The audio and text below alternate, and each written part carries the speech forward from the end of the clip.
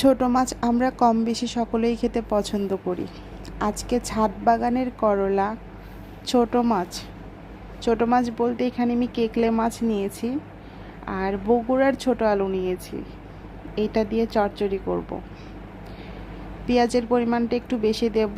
সামান্য কয়েকটা গোটা রসুন দিলাম, চেরা কাঁচামরিচ, একটু সরিষা বাটা, সামান্য একটু জিরা বাটা, আদা রসুন বাটা সামান্য, সবগুলো হাফ চামচেরও কম করে দিয়েছি।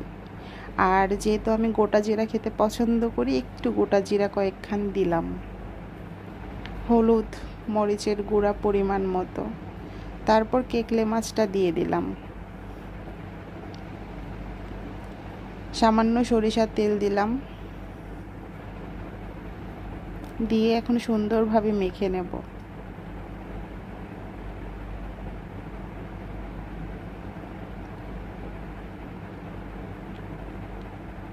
আমার বড় মাছ গোশের থেকে ছোট মাছ এই ধরনের তরকারি আমার খুবই বেশি পছন্দ। আর হাত ছিটা একটু পানি দিয়ে দিলাম। পানির পরিমাণটা খুব কম দিতে হবে। জ্বালানো হয়ে যাওয়ার পরে শেষে তরকারিটার চেহারা দেখেন, মনে হচ্ছে এখনই এক থালা ভাত খেয়ে নেই। আর বিশ্বাস করেন, এইটা অরিজিনাল বগুড়ার আলু।